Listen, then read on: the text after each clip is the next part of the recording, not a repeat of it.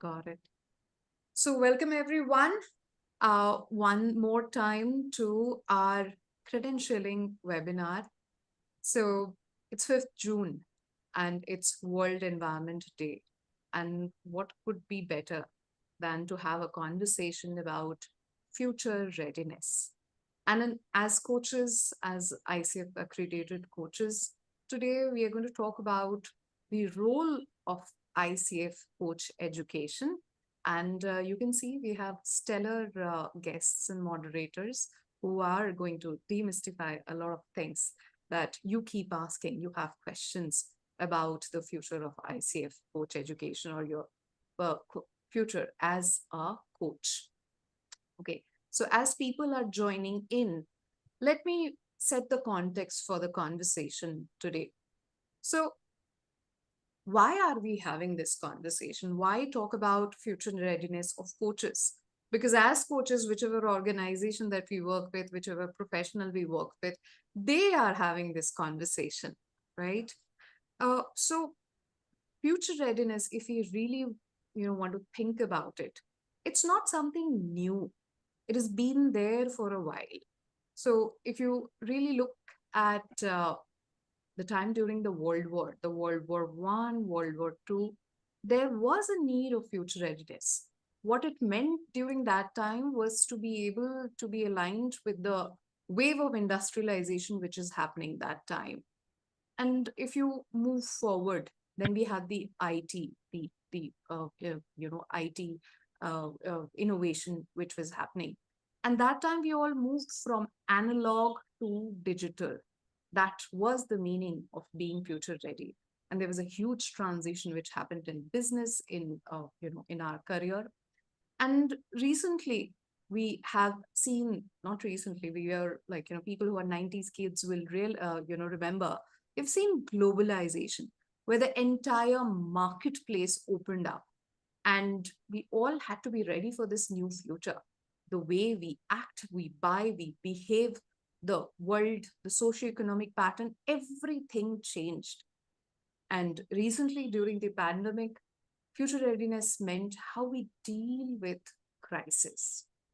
So, the good news is we have survived through all of this. We have adapted, we have developed different muscles, different skills, but we still have question on what it means in 2024 and what it means as coaches.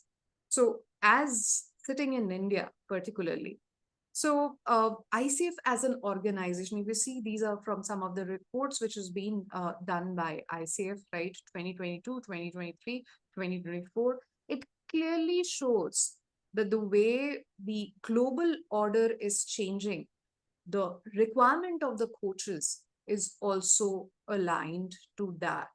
So we're critically positioned to actually give this new meaning as coaches.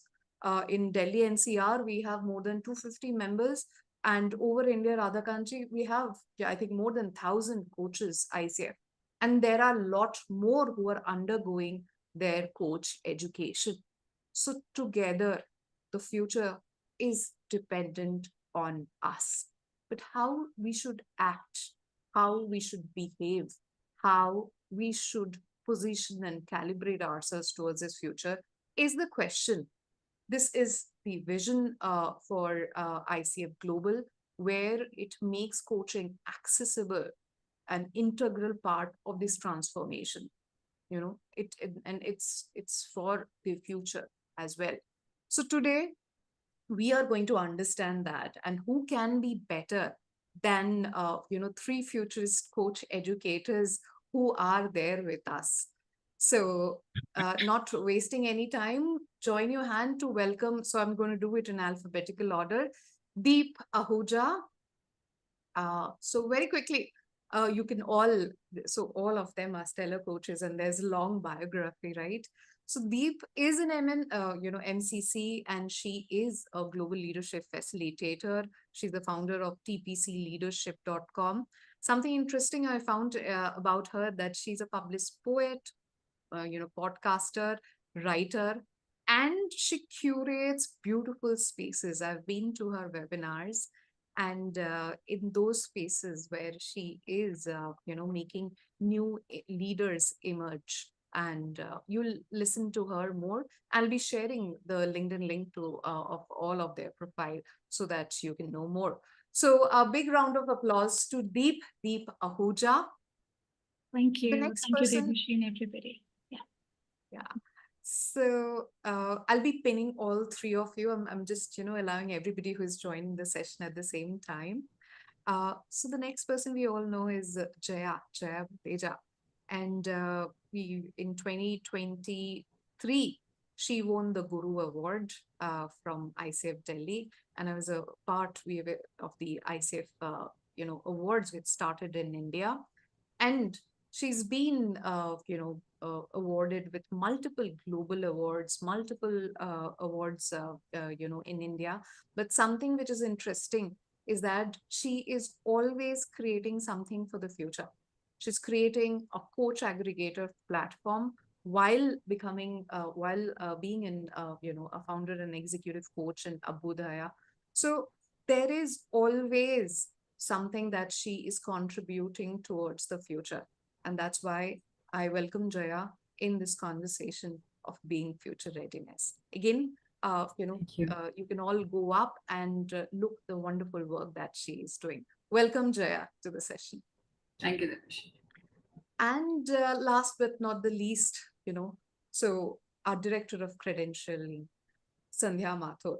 So Sandhya and I have been kind of, building the portfolio of credentialing in India. So she's the first credentialing director. And again, like she's been working globally with, collaborating with Symbasic Coaching and being the CEO of Inward Focus in a global scale. And, she beautifully blends her insights of Eastern philosophy with, the ICF coaching. And her group is Sapphire by Sandhya Mathur, where she empowers women to go to the next level. Again, as I said, all of them, while being a coach educator, while doing whatever everybody is doing, are thinking about future. There are not, just serving the people, creating the leaders for today. They are creating coach leaders for tomorrow. Again, I can go on, but this conversation is about you. Okay. So I can see, Nawal, I can see Violeta, and so many people who are there in the room. So we would want you to actively participate while we unfold this conversation. And Sandhya, the conversation is going to be, in three parts. That's what we decided. So how do you want to go about it? Thanks, Debushi. That was a beautiful introduction. Thank you so much. And I'm really looking forward to this future-focused discussion. And thanks so much for, referring to future readiness in the context of how it used to be. I just want to take a moment to add to that, and then we move on. Would that be okay? So, the way I view this topic, I would say, we are in the present right now, and we are going to be talking about the future of coach education. What are we doing? Like, it's like being in a coaching session, right? In the present, going into the future. However, this discussion would not be complete if we don't refer to coach education evolving over the years. And, the way the past, present, and future of coach education comes together, talking of all of these three realms would give us a complete picture. And, before we move into the future, I would like to just briefly go back in time and reflect on what future readiness meant for coaches and organizations maybe a decade back, before that, right? So organizations, I would say before that. And then it's more than a decade being in coaching now. So then what did it mean for us? And what was the concept of future readiness? I would say that it was a combination of our education, and I'm talking in the realm of the coaching industry. And whether it's coach education or coach, all of us as coaches, it was a combination of our education, the ICF education, and more in the principles of coaching, combined with the human and tech component sometime. And I would say we explore this in terms of tech and the human capital. When I started out as a coach more than a decade ago, it was it was it was so different. The landscape was so different because when I started, there was maybe, as far as tech went, there was Skype and there was some other platforms, and then WebEx and everything that we used as technology, because my global reach has been because of all that technology. I would say it was a combination when I say human and tech and other factors, and the education, the certification, the ICF credentialing, of course, was there. It was basically education, our emotional intelligence, our IQ, and technology working for us. That's the way it's really evolved. And as we went along, we had the pandemic. Before that, there was hardly, I would say there were very few takers for Zoom and virtual coach education and all of that. And then it boomed during the pandemic.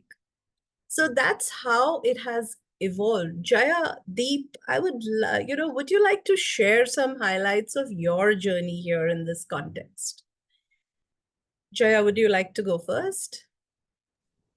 Sure. Yeah. So as you rightly said that when we were learning coaching, like back to 2010 around, the coaching education was more about learning to learn life coaching. So most of the schools education programs were teaching life coaching as general, and the struggle was to apply that knowledge. Great, I'm self-aware, but how do I apply that? Correct. Because my biggest struggle was when I came out of my school, how do I apply this in the workplace? How do I apply this into different? So tools were not there. There were, hardly any. There was a lot of concept around psychological understanding and self-awareness, but tools were missing. And from that time to now, there has been so much evolution and niching and specialization that it's very interesting to see how the journey has evolved. Yes, yes, And true. I think we'll talk about it as we go along. Absolutely, absolutely. Deep, what about you? Yeah, so Sandhya, I started off coaching in 2008 while I was a leader as coach at Flight Center Travel Group. They have it in their DNA to coach others. As you become leader, you got to start to coach for performance, coach for sales, etc. So I was coaching sales leaders across different regions, traveling from Juhu Tara Road, which was sometimes 2 hours, and during festivities, it was 6 hours to Thane, where I was located. And from Thane to Pune, to various other locations that I used to go to coach regional leaders. And that time we used to have handbooks of one-on-one. Yeah. Sales target, where are you, where do you want to go, what are your strategies, what support do you need, what behavior shift do you need, what mindset shift do you need, etc., etc., and who can support you. So that was already institutionalized, and that's where I got the kick of starting to coach and become a leader in coaching. So I started to train others to become coach within that Australian MNC that I was there. And since 2015, when I got my professional certification through ICF as ACC, I didn't count my previous hours because I felt I need to start afresh in the professional arena and start my journey afresh from here. So yeah, I agree. There were all sorts of coach education institutes available. I agree with Jaya, mostly on life coaching per se, very little about coaching through change, complexity, very little about how to integrate emotional intelligence in coaching for leaders, how to enable leaders transition through pipeline, etc., and how to do systemic coaching. So yeah, I think the introduction of TPC leadership in my life has been very transformational. And since then, I think been globally training coaches through Zoom back then as well in Yeah, 2016 before pandemic, and after pandemic has correct. been a complete revolution, Sandhya. Of course, there's been more acceptability and things Exactly. have changed. Right. Yeah. Thanks, Deep. Thank you, Jaya, for those highlights there of your journey. So, given the way that it panned out for all of us, we could perhaps view the future of coach education in three broad sections. One is future ready coaching practice and education from maybe 2010 to the pandemic. The second part we could look at could be the new aspects of future readiness during the pandemic and ICF's response to that. And then the third bit, the emerging definition of future readiness for coaching practice and coach education, right? What say, Debashi? Should we continue this way? Yes, and there are many friends over there in the room who are particularly looking towards the third section. Yes, So, yeah, yes, we can yes. start. Right, right. So, So, Sandhya, you always mentioned about your journey, how the coach education system has evolved. You have evolved as a coach, and the kind of professionals around you, they have evolved, in terms of their skills, in terms of the practice that they are doing. So, how was this shift for you from the 2010 to pandemic, and then when while we were going towards 2020, around 2016 2018, there was a rise of the need for the coaching was felt, it was palpable in the industry. So how was it absolutely. for you? Well, I would elaborate on the qualifications, certifications, and everything else around me. And before the pandemic, honestly, I think we are from a time when we had to answer the question, what is coaching, to anyone and everyone we spoke to, right? Conversations would start there, and we can see that it's like it's been a drastic change there as well. So, in a nutshell, Debashi, I would say we are here. We are here where we are based on some of the basic principles that we applied, and that was adaptability. Adaptability is something that it's an inherent skill that a coach must possess within a conversation and outside, right? Outside for various reasons, learning, adapting, using those tools as Jaya mentioned. And you go attend something, let's say it's about assessments, qualified for example, my specialization is emotional intelligence. Now, what is emotional intelligence? How do you take it to the clients? How do you talk about it? All of that was part of this entire period that we are talking about. But I would say adaptability was key there.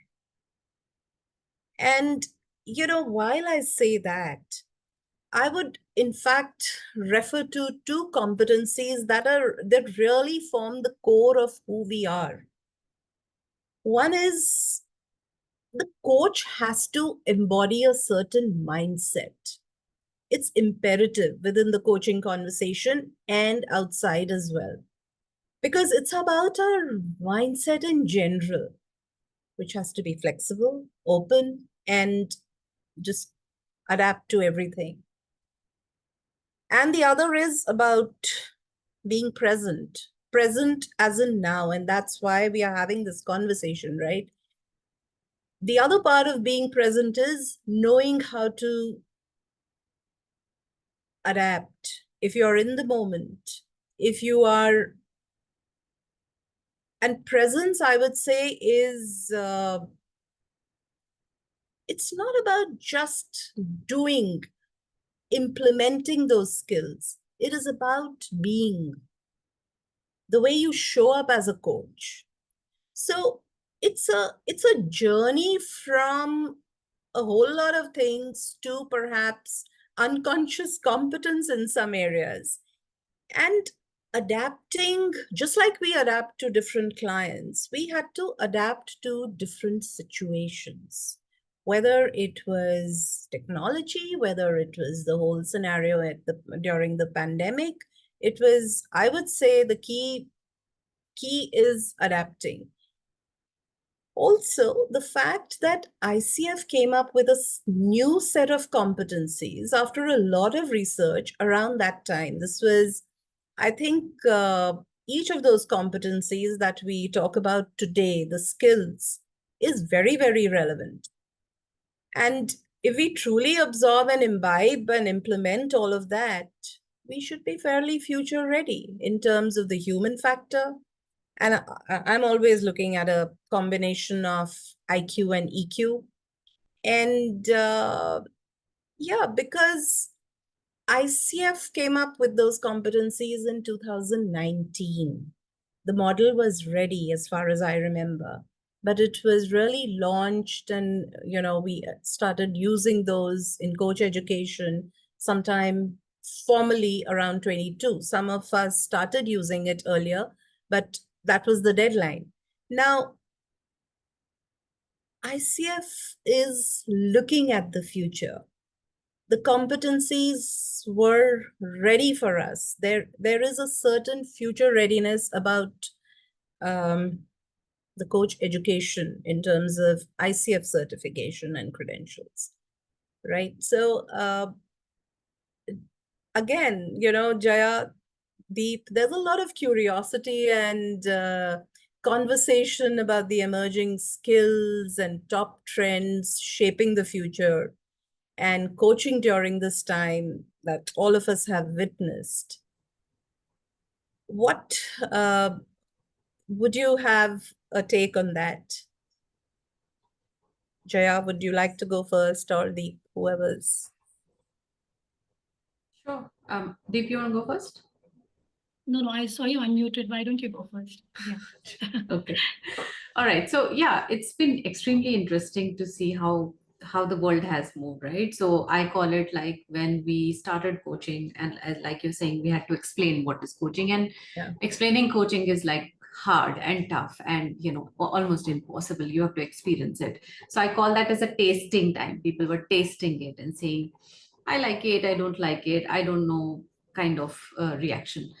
Right. But pandemic has actually made it more like a testing time. Now the worth of coaching is well established, people understand, they value, and now they expect more from coaching and coaches and coach education and coaching industry. So it's really a time where we've been asked to prove ourselves in different arena. AI is one example where there are several tools available taking away a lot of our work. One side, it's a great thing because it simplifies a lot of our logistical technicalities and complexities. The other side, we're also questioning, hey, where is this going? So definitely there has been a shift with the pandemic coming in, coaching going online, becoming virtual, modular, as to, are we democratizing it? Is it becoming something that anyone can do? Is it becoming something that a bot can coach, right? So those are the questions and challenges we have been posted with, and hence the coach education is posted with more challenges about, hey, how do I train my coaches in a way that they stay relevant? Because the program that they go through tells them this is a relevant education for their entire life. All right. So how are you evolving with that? How is the education program evolving? How is it making you ready beyond life coaching? How is it making you beyond, giving you tools beyond just creating self-awareness? Self-awareness has become a basic thing now. Earlier, self-awareness was the aim of coaching. That's not the aim now. Organization says, I don't care about self-awareness. I care about my outcome. What are you doing about that? So true. Right? Yeah. So, They so come from it's now, from that not measurable, intangible thing that everyone was talking about. We are talking more tangible stuff now. yeah, and I see coaching is becoming a very challenging profession, equally rewarding and equally challenging. And anybody who loves the thrill will enjoy this journey. Technology is coming in the way. The workplaces are becoming extremely complex. So you need to know how to navigate diversity issues, inclusion issues, wellness issues, team coaching issues together. Because organization will not say I'll hire different people for different things, right? So they're hiring one coach and expect them to know most of the things.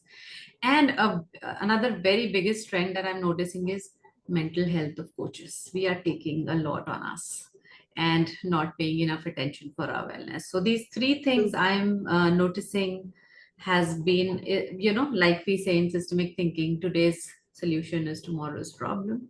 We have solved a lot of problem. We are sitting on new set of issues. However, there is a lot of hope in this industry simply because there is immense satisfaction that coaching brings.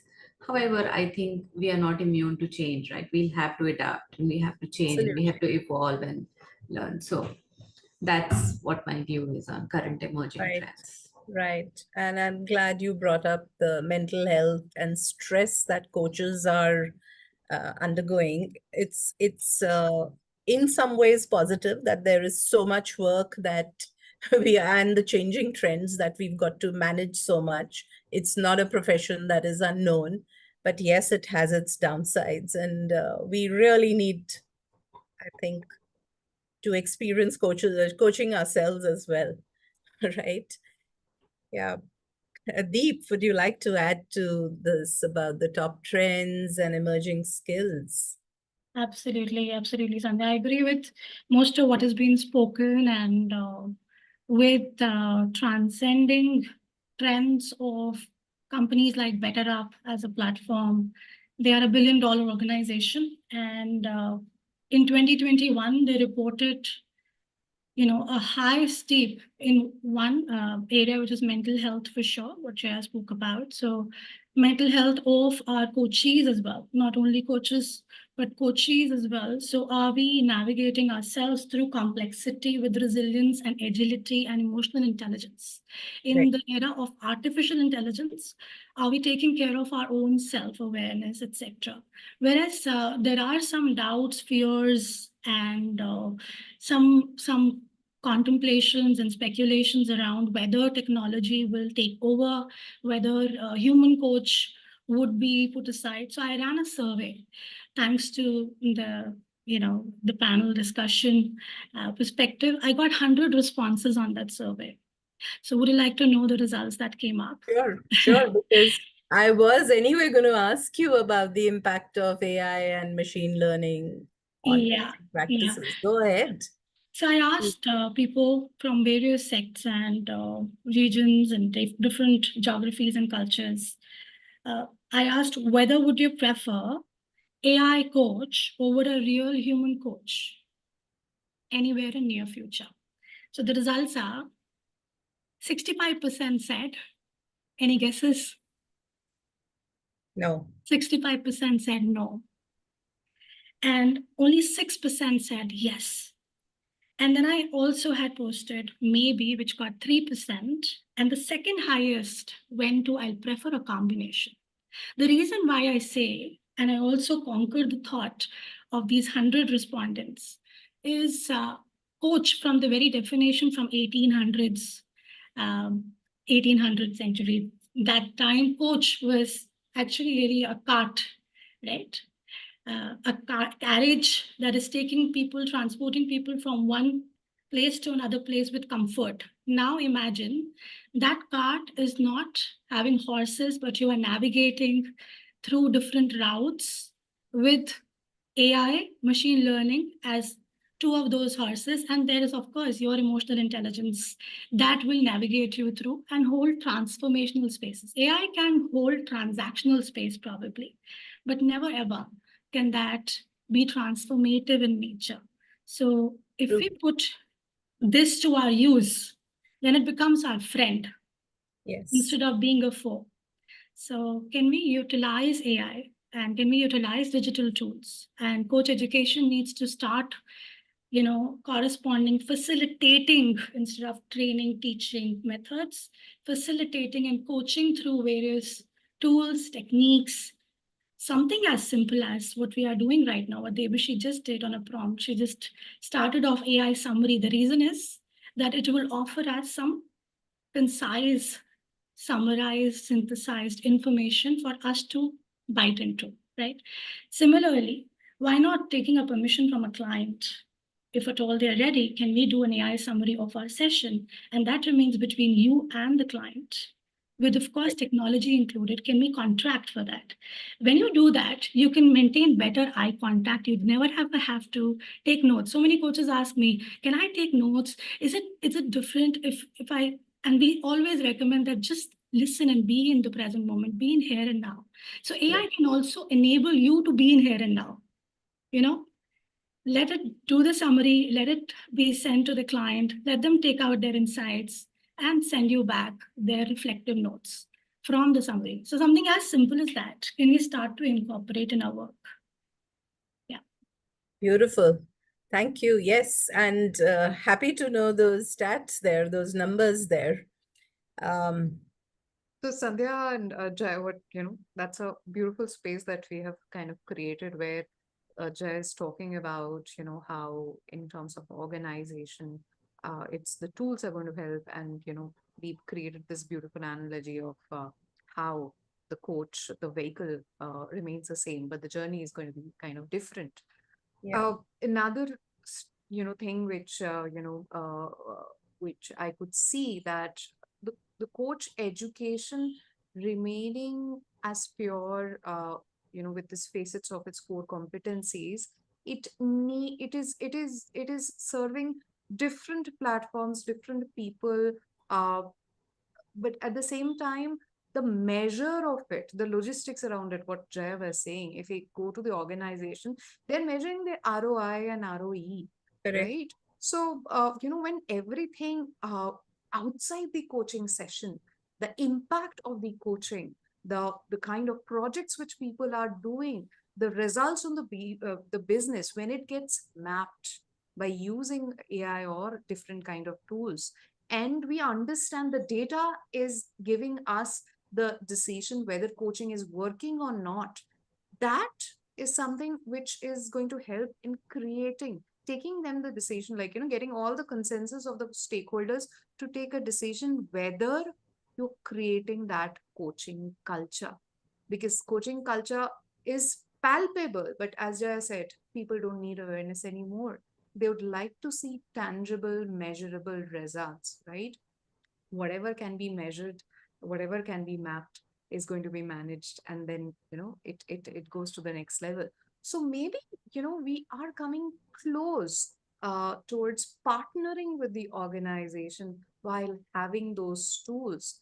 And we always say, like, as coaches we partner, but it might be a place where we are able to map the data and bring the future of having coaching cultures in the organization embedded, getting that future closer to us. Maybe, the analogy which you gave of the cart, maybe AI is going to add speed to it. So that's what came up from, both of you sharing today. Right. So with that space, Deep, uh, Sandhya, where do we think this carriage is going to take us into the future, right? So we have seen the pandemic, we are in it right now. This is what we are feeling, but there is an uncharted territory, right? There is Correct. fear in the mind, right? And True. if three of you There's can share, concern, definitely. yeah, how do we answer those questions, those fears, those uncertainties? So I would go to Deep now for advice to, what advice do you have for aspiring coaches, pursuing the ICF certification, Deep? Sure, Sandhya. Yeah, I think from whatever experience, education, exposure I've had of learning to be a coach, then training coaches and enabling coaching culture within organizations to be built, I can only say that go back to the competencies. They are the real guide and navigator. They are the GPS. Go back to them, embody coaching mindset, embody ethical practice, give credit no matter AI is offering you plethora of knowledge and information on one click. Don't own it all. Don't say that it's mine because you are not the source behind, because you are not the life source behind the data that's coming up. So own the mistakes of AI as well. Then if you're going to use AI just saying that this is credit me, I'm sorry. When you get a client from another collaborator on the journey, give credit back to the client, saying this person got me the client. When you get a content from another coach or a source, give credit to the source. Be ethical, be grounded, because that's going to be the AI war ahead of us. Correct. People are going to claim, people are going to blame, and that is what the accusation will start. If we are not standing up to the ethical practices as coaches ourselves, what are we then going to lead others with? So that's going to be one of the major fears and concerns, because AI is going to bring up everything that we feed it in with. And are coaches feeding it with creativity? Are they bringing in their own thought process onto the table? Are they offering evolution and growth for whatever technology also is being built? At the end of the day, humans are creating technology. Correct. Can we master technology like our mind, right? Mindfulness will be way to go. Taking care of our own selves will be way to go. Holding space, which is safety, presence, awareness, choices, empathy, as I say it. Can you hold that space for your own self to begin with? As Jaya also mentioned, mental health for coaches is going to be a challenge as well. Can you hold that space for yourself before you start to transform leaders, teams, coaches, and organizations? So that will be my one key takeaway for the coaches that are, yeah. Very true. I love that. Because ultimately, it is the principles, the competencies, the skills, and the ethos that we stand by. And yes, welcome AI and use it where we can, align, right? It doesn't have to be an either or war. Wonderful. So thanks for that, Deep. Jaya, what do you think are the biggest challenges for future coaches? And how do you think they can prepare? I mean, in addition to what Deep has just said. So, see, challenge is a very relative term. Correct. Somebody who loves thriving on technology will not see it as a challenge. Somebody who see it like, oh my God, another application, oh my God, another tool, will obviously say. So I think it is continuously inviting a lot of change in us, right? How we embrace the change. And it is not only coaching industry. Well, every industry is getting disrupted. So if you have to survive in a working world, then you have to disrupt yourself, whether it is coaching or any other world. Like people learned, like I know my parents learned WhatsApp and YouTube, and I'm sure that's the story for all of us. That was a disruption their way. That if you want to stay engaged on social media, go to Facebook, go to WhatsApp. Similar, it's the similar story. So the challenges for coaching industry is only if you don't want to evolve, don't want to get onto new tools, you find it hard to navigate technology. Definitely, it will be a challenge because everything is becoming digitized these days, right? Second challenge I see is lack of deep skills. I see a lot of coaches are in hurry to get to their credentials. Yes. I don't see that as a very productive process. Coaching is a very deep, purposeful profession. And if you are entering coaching, then you should have your purpose aligned. It is not about only getting, good money. You get that, but you need a lot of effort. It's a rewarding career, but it also needs that much of investment, intent, and purpose. I've seen a lot of people not surviving in this field because they were in hurry. They wanted everything fast, right? So that is a challenge I see, especially some coaches who are looking at in fact professionals who are looking at coaching as a second career lack patience and hence do not invest in themselves or go deeper into their skills. Another challenge I see is the coaching education getting very democratized, not being not evolving in their courses, not evolving in what the nation, what the world wants today, not being dynamic enough, and being very generic. Still coaching, still teaching life coaching skills, and not getting into niching, not getting into case studies, not getting into real conversations, not creating the combination of mentoring, coaching, consulting, because that's what the world wants. Nobody wants pure coaching, let's be honest. Client want their solution. And how do you do that ethically through coaching? How do you do that with a right blend and right process in place? That's the invitation for our industry, if that makes sense. Yes, that makes a lot of sense. To your last point, it has to be a blend of all three: mentoring, coaching, and consulting sometimes, and perhaps training. And how you do that in an ethical manner and stick to the process is also something that I think we've all learned over a period of time, right? And I love that point about it's not a coaching as a career is not something that you can just do it in 4 days and be, you're a certified coach and then you are a credentialed coach and then you're a ACC or a PCC. It's not about checking boxes, and that's what I keep telling all my mentees and students, that it's not about checking boxes. It is about really imbibing and implementing those competencies, the skills. In fact, I have a theory on this, that the 4 quadrant model, where you go from unconscious incompetence to conscious incompetence to conscious competence and then to unconscious incompetence. And that journey is truly I would say it's a spiritual journey. It's the journey within for the coach, right? Thank you so much for bringing that up.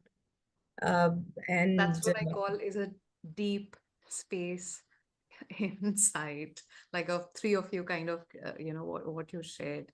Only thing which I would, before the next question we ask is, with the, the AI coming in, the new technology coming in, we really have to also have those filters which come from the ICF core competencies, so that absolutely. the biases, when we enter the session, when we are serving our clients, we have to keep the biases out, because whatever the machine learning is going to give, the data will come with biases embedded in it.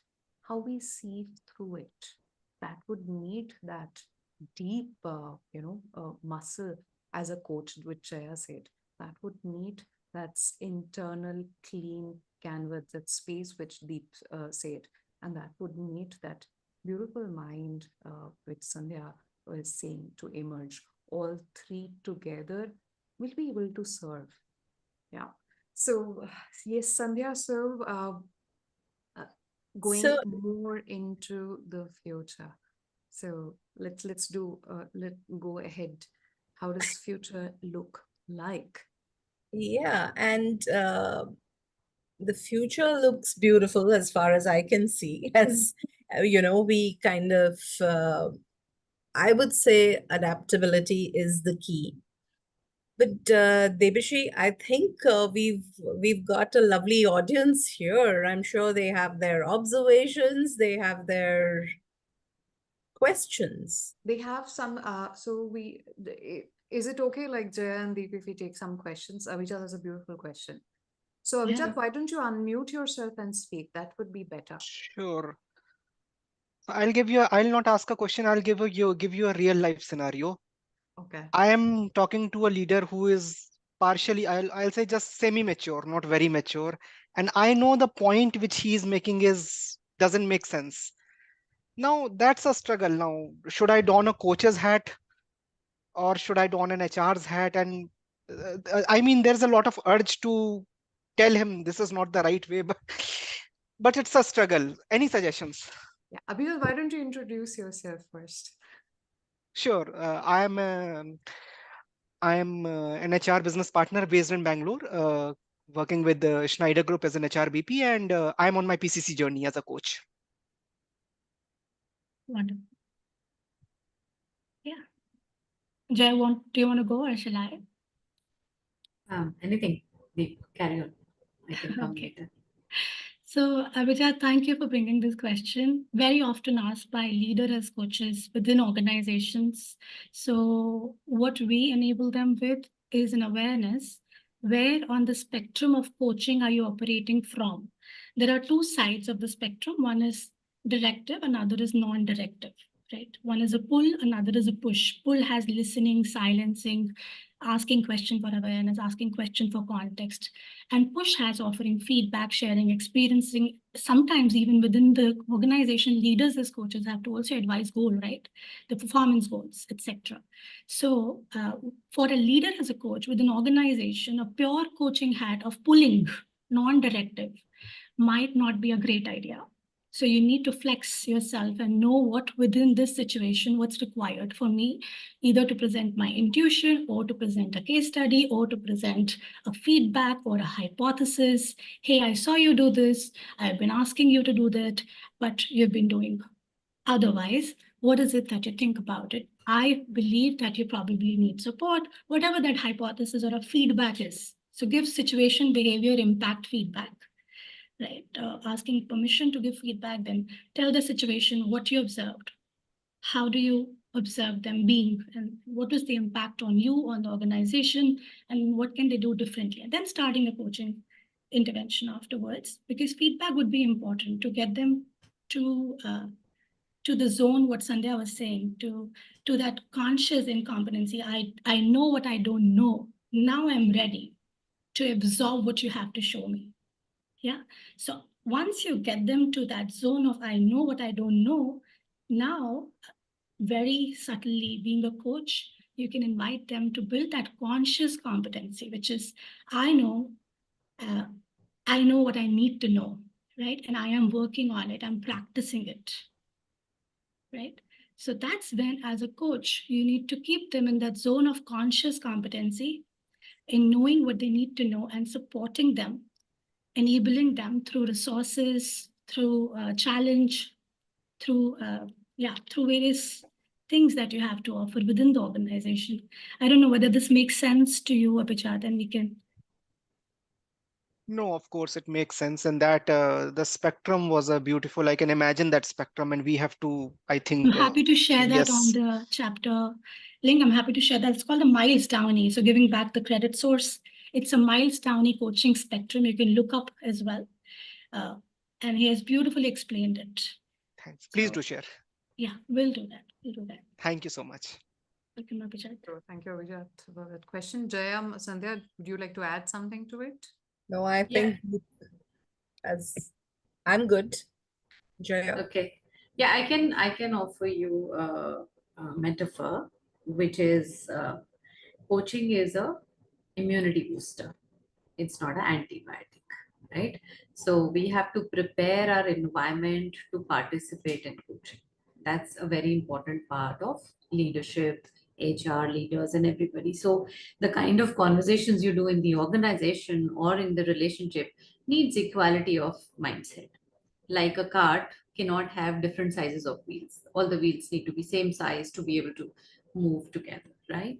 Now, a lot of times coaching fails when one person has a lot of coaching knowledge and other person doesn't have any clue about what is this person talking about. So first of all, are you preparing the ground for coaching? Your coaching will work when the other person understands your approach.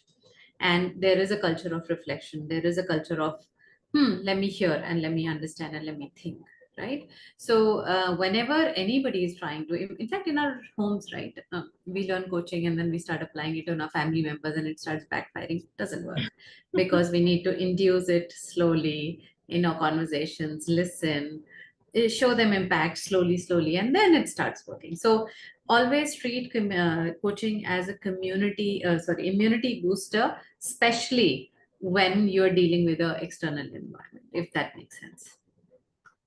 So make the wheels equal before you start moving the cart. Right.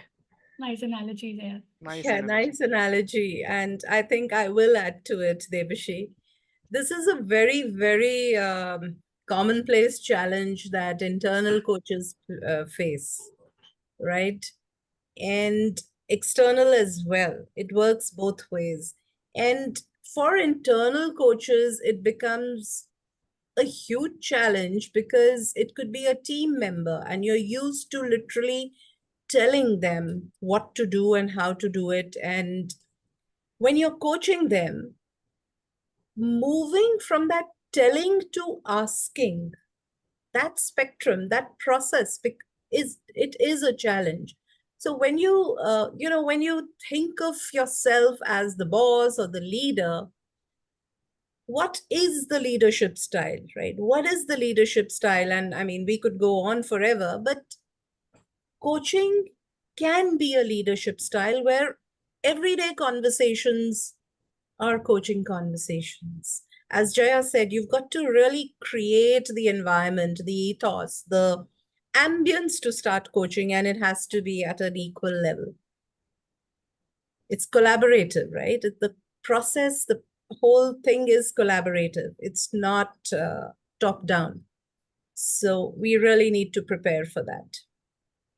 I hope that helps. Sure. So two things I think I can take away. One is, of course, first of all, the person has to be open-minded. If it's a fixed mind person, definitely it's a shut door. Second thing is, of course, power differential. If the person is thinking I am leader, and if the power difference is there, then again it might be challenges, as you said, Yeah. equal spectrum. Yep. Yeah. Even the coach's mindset has to be that open and ready to accept the client just the way they are. Great, Sandhya. If I may just add one last thing there, Abhijat. So, do they know that you are trying to coach them? Not explicitly. So, that's what the implicit has to become the explicit in saying that I'm not here working with you right now as HR. I am going to coach you. Are you ready and open for it? Then that needs to be recontracted. Something that we call spot contracting in our coaching education world. You need to spot contract and say, hey, can you see me as your coach? Wow. Yeah. So, Good point. and what does a coach do? Just explain them the very first competency of coaching, right? Just explain them what it is not. And when you do that, there can be more receptivity. And when they start seeing that genuine deep care coming from you, they would open up. The fixed mindset would become growth mindset in no time. Thanks a lot. Thank you so much, Jaya, Deep, and Sandhya. I'm sure, Abhijat, now you have a Seriously. lot of tools and a lot of insights to go back and take care of the situation differently. Thank you. Thank you Absolutely. so Thank you. much. So, with that, we're coming towards the end, part of our conversation. Shanti Yeah, has asked a I question. noticed Shanti's comment, which is very intriguing. Yes. Maybe we can invite her So, to speak more. right. So, Shanti, would you like to come on camera and share? You want to come on camera and share, Shanti? Sure, I'm not camera ready, but Okay. let me go. It's okay. It's not too bad. I know. So what I've been observing the trend with several people who say that I've lost weight, so I'm a weight loss coach. I've experienced grief, I've overcome it, so I'm a grief coach.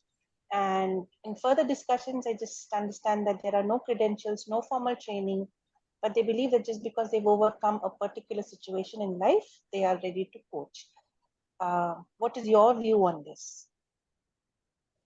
I, like Jaya, have an analogy and metaphor busting to come out. Can I share with Please, all of your please. permission? Shanti, this sounds like to me a beautiful question there, and I think that's the struggle we all are, going through. And at ICF, we are doing all of these panel discussions just because we need to overcome that notion of I can be a coach because I've gone through something. So it's almost like I have gone through surgery. Now I am the doctor of that disease. It's almost like I have flown this journey from this origin to this destination. Now I can be the pilot of the flight. It's almost coming up to me like that. As you spoke about it, I just couldn't stop, but I had to, come up with this metaphor that people need to realize they would have transitioned with somebody else's support. Can they be that supporter themselves? That's a very big misconception. And that's what through our coach education and all these awareness sessions, we need to start to challenge. Yeah. Thank you, Shanti, for that wonderful question that will certainly build some ripple effects and bring some Ashanti, which is required. Yeah. That's a big challenge in the area of in this profession as well, right? It's a big challenge. We are certified, accredited, and all of that, and then you have this is a very commonplace situation. But the way I'm looking at it is more and more specialization, understanding what coach education really does for us. It is not a checkbox, I repeat. And I would say, when I say that a coach can take their client only as deep as they've been themselves, it does not mean that they've had the same goals, the same challenges. It's about the coach knowing, being aware that there is an inward journey that I have been through, and the client also needs to go through that inward journey. And the entire credentialing process is that it's that journey from point X to that unconscious competence, right? That I just keep stressing on that somehow. It is an internal journey, and that is showing the tangible skills. You can't just demonstrate those competencies, those skills that ICF has kind of researched and put together. You've got to really imbibe those. And then that's the journey that we go through. That's been our experience.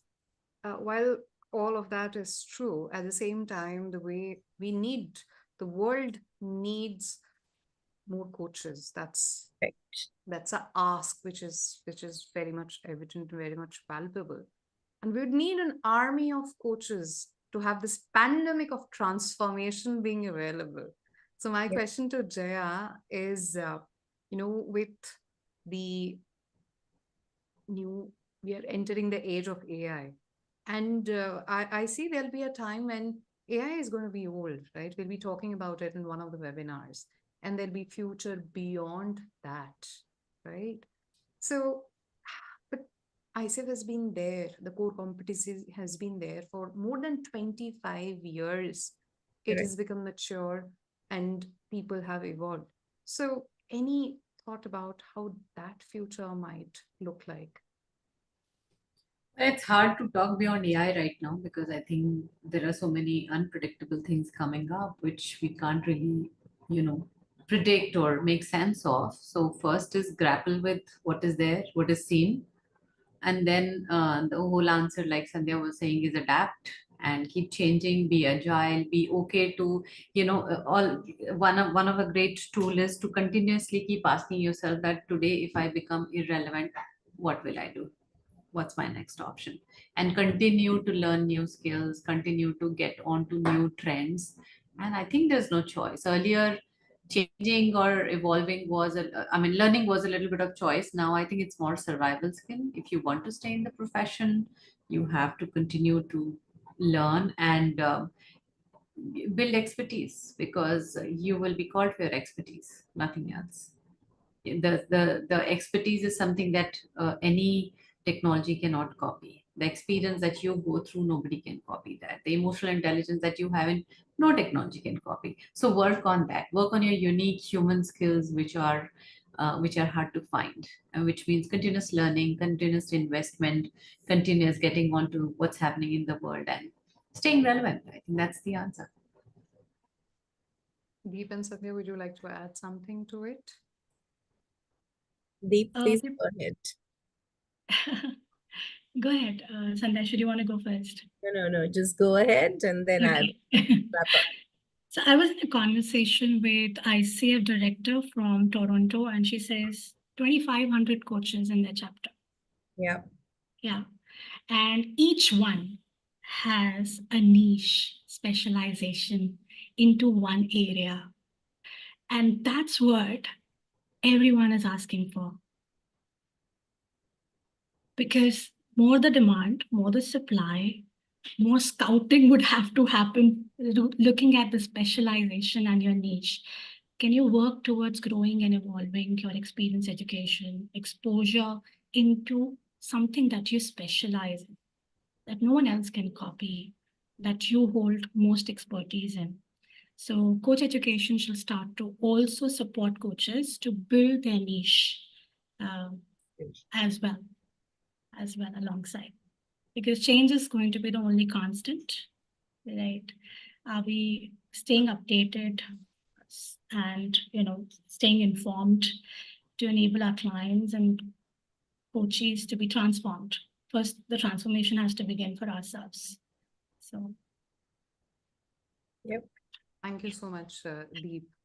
So I think that brings us to the end for defining future readiness of coaches, of where we are standing in terms of ICF coach education.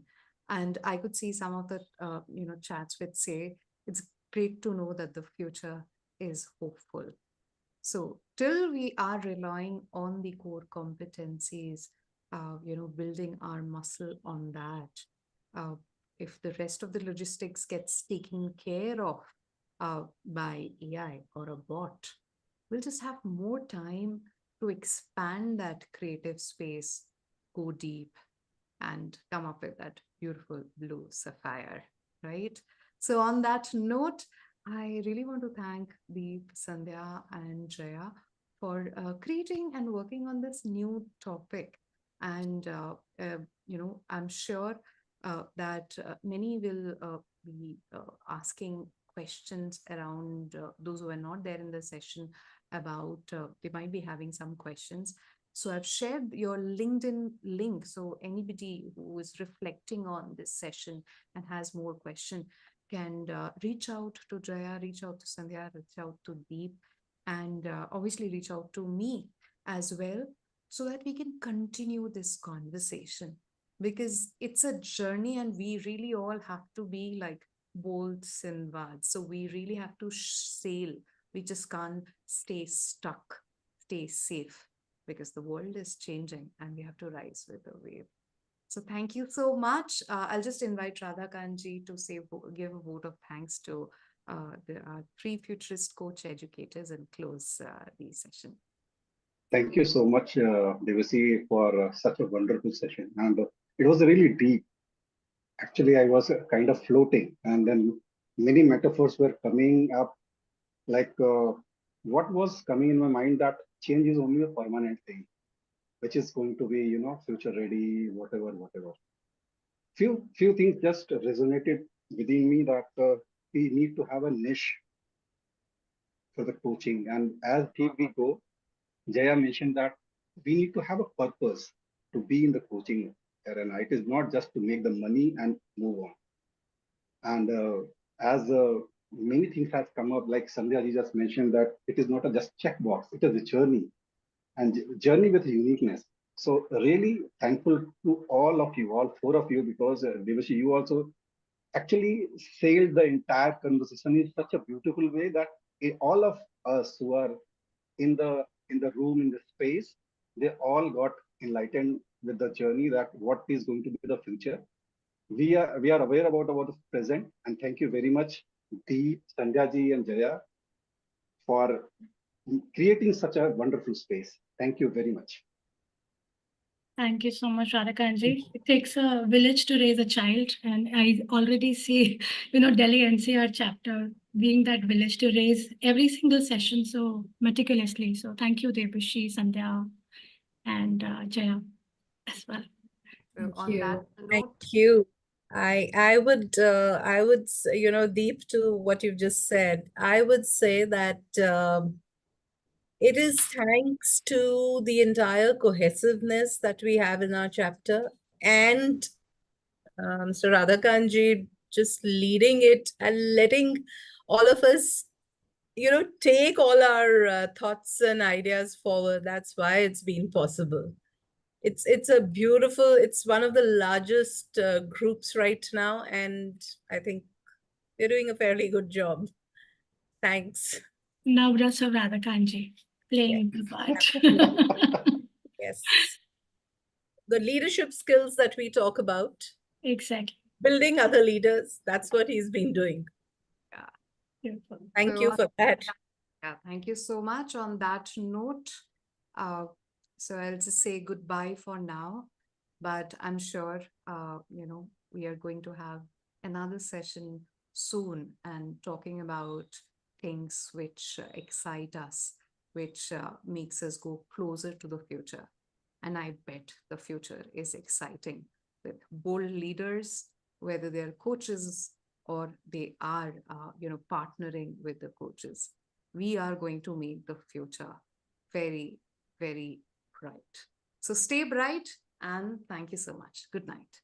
Bye-bye. Thank you. Thank you. Thank you, everyone. Jaya, for Thank you coming for in. inviting. Bye-bye. Thank you. Bye.